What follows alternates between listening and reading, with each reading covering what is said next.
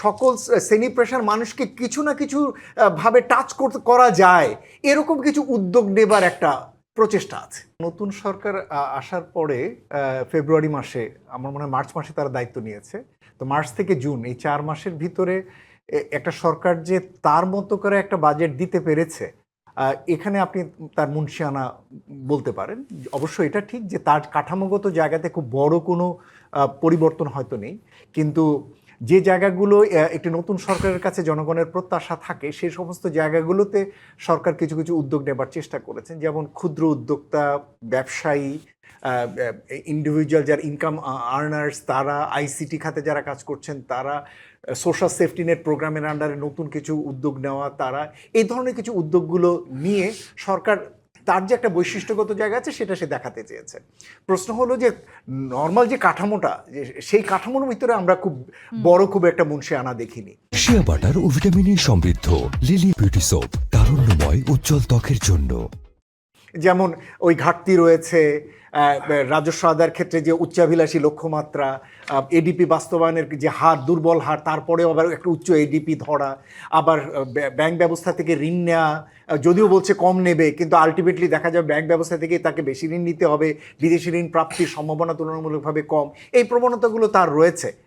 সেটা তারপরেও বলতে হবে যে হ্যাঁ, সরকার তার জায়গা থেকে যে ধরনের একটা নতুন সরকার একটা যে ধরনের একটা দিকভার দিতে চেয়েছে সেটা এই জায়গাটিতে আছে। আমরা বিশ্লেষকদেরকে এটিও বলতে শুনেছি, বিশেষ করে আমি যদি বদিউল আলম মজুমদারের একটি বক্তব্যের দিকে তাকাই, তিনি বলেছেন যে আমরা আসলে অন্তত এই সরকার আসবার পর, আপনি যেটি বললেন, প্রধানমন্ত্রী তারেক রহমান দেশে ফিরেই বলেছিলেন আই হ্যাভ আ প্ল্যান। এরপরে সেই প্ল্যানটার দিকে সবাই তাকিয়েছিলাম এবং বাজেটেও বেশ কিছু নতুনত্ব পাবো সেই চিন্তাও করছিলাম। কিন্তু তিনি যখন বললেন যে বাস্তবে মনে হচ্ছে আমরা আবারও অতীতের মতোই একটা ছক বাঁধা বাজেট পেয়েছি, তাই কি মনে হচ্ছে আপনার? দেখুন, বাজেট স্পিচটি যদি পড়েন তাহলে কয়েকটা জায়গায় তাদের কিছু জায়গায় তাদের আলাদা কিছু করবার তাগিদ বোঝা যায়। যেমন তারা 10টি গুরুত্বপূর্ণ বিষয়কে তারা গুরুত্ব দিতে চেয়েছেন: inclusive development, environment led growth, universal social protection. এই ধরনের 10টি জিনিসকে তারা, private sector led economic growth, ইনভেস্টমেন্টকে অ্যাক্সিলারেট করতে চান, এগুলো তারা বলেছেন।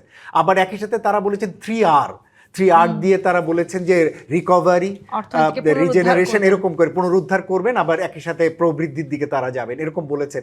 তার মানে এই না যে সেগুলো আবার খুব ডকুমেন্টের ভিতর অনেক ওয়েল রিফ্লেক্টেড হয়েছে, তা না, কিন্তু অন্তত চিন্তা চেতনার ভিতরে কিছু একটা নতুনত্ব করবার তাগিদ আছে, সেটা বোঝা যায়, সেই চেষ্টাটি আছে।